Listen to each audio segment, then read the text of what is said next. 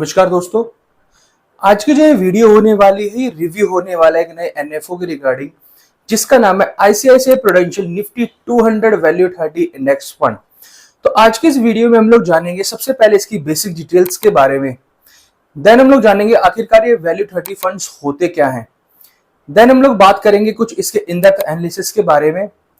Then last में हम लोग जानेंगे कि आखिर किस तरह के निवेशकों को इसके अंदर निवेश करना चाहिए, और अगर वो लोग निवेश करते हैं तो कितना परसेंट ये रिटर्न बना करके उन्हें दे सकते हैं। तो दोस्तों, अगर आप पहली बार इस चैनल पर आए हैं और पहली बार इस वीडियो को देख रहे हैं तो प्लीज चैनल को सब्सक्राइब जरूर करना, वीडियो पसंद आए तो लाइक जरूर करना, क्योंकि इसी तरह के एनएफओ रिव्यूज और म्यूचुअल फंड रिव्यूज मेरे इस चैनल पर मैं डालता रहता हूं, पोस्ट करता रहता हूं, तो आपके लिए वो बहुत हेल्पफुल हो सकते हैं।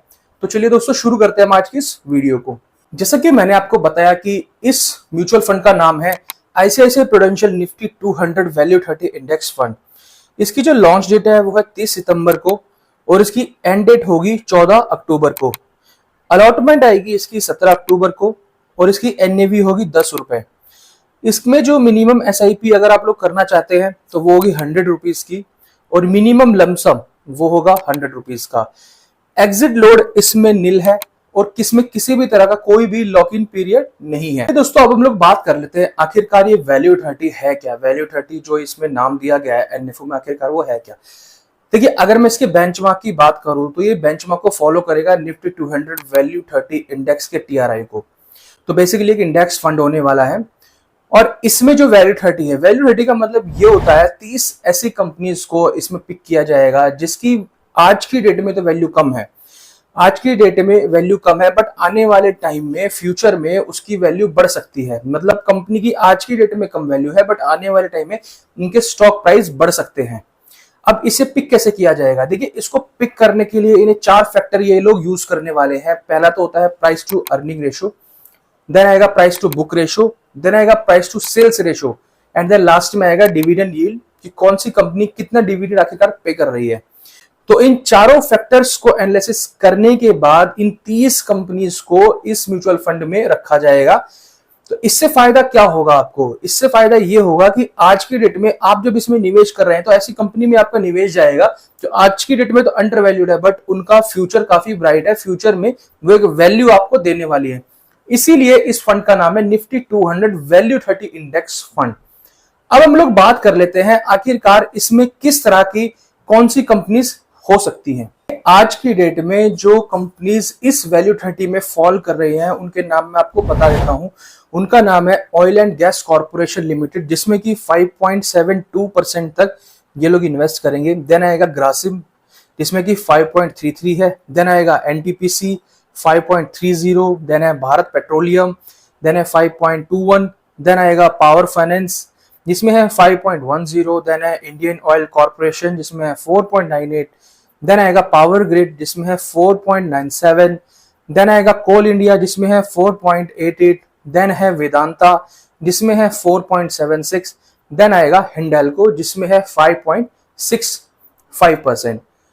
इस तरह की कंपनीज है जो आज की डेट में इन वैल्यू 30 में फॉल कर रही है। देन अब हम लोग बात कर लेते हैं आखिरकार इसमें एसेट एलोकेशन किस तरह से होगा।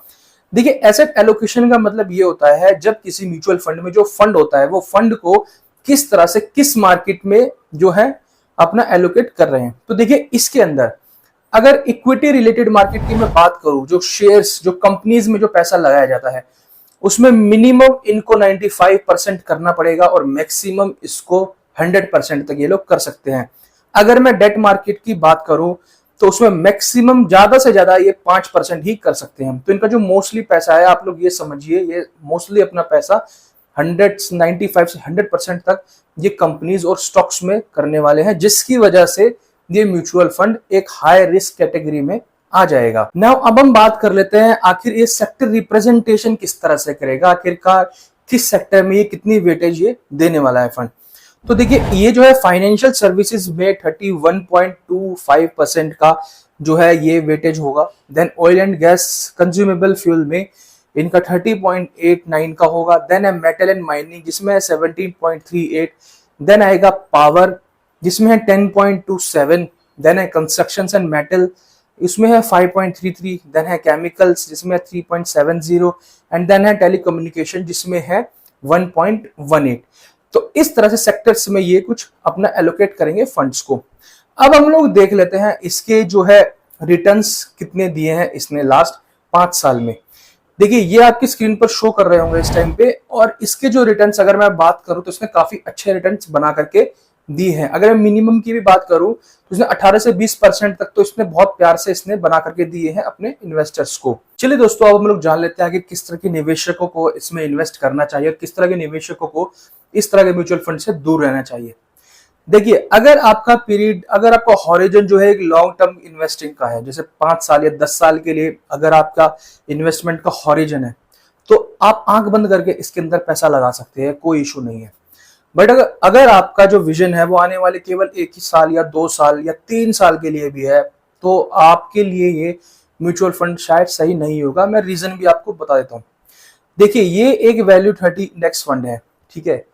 वैल्यू 30 का बदला मैंने अभी पहले ही आपको बताया कि आप आज की डेट में उन कंपनीज के स्टॉक्स में पैसा लगा रहे हैं जिनकी वैल्यू आज की डेट में कम है, बट आने वाले टाइम में वो बढ़ सकती है। अब वो आने वाला टाइम जो होता है, हम लोग इसे कैलकुलेट क्या करते हैं कि कम से कम 5 से 10 साल एक निवेशक अपने निवेश को चालू रखेगा, तो उसको होने में थोड़ा समय लग सकता है। अगर आप ये सोच के इसमें इन्वेस्ट करेंगे कि मैं 1 या 2 साल में इस म्यूचुअल फंड से बाहर आ जाऊंगा, तो शायद ये आपको उतने कुछ खास रिटर्न्स ना बना करके दे सके। बट आज की डेट में अगर आप लोग ये सोच रहे हैं कि भाई मैं तो 5 से 10 साल तक बड़े आराम से मैं निवेश कर सकता हूं, तो आपके लिए म्यूचुअल फंड बहुत ही ज्यादा अच्छा है और बहुत ही बढ़िया रिटर्न बना करके देगा।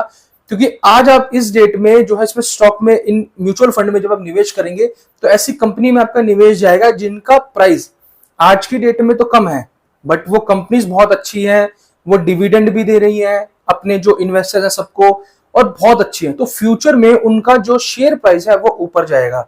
तो ऑब्वियस सी बात है, जब शेयर प्राइस ऊपर जाएगा तो ये फंड जो है रिटर्न भी बहुत अच्छा बना करके देगा। तो इस चीज को ध्यान में रखिएगा इसमें निवेश करने से पहले। दोस्तों अगर आपका किसी भी तरह का कोई डाउट है, कोई भी क्वेश्चन है, तो आप मुझे कमेंट सेक्शन में पूछ सकते हैं, मैं आपकी क्वेरी का रिप्लाई जरूर करूंगा। अगर आपको वीडियो पसंद आई है तो प्लीज वीडियो को लाइक जरूर करना, चैनल को सब्सक्राइब जरूर करना, ताकि मुझे मोटिवेशन मिले आप लोगों के लिए इसी तरह की रिव्यूज और म्यूचुअल फंड के बारे में जानकारी वाली वीडियोस मैं आपके लिए ला सकूं। Thank you so much, have a nice day.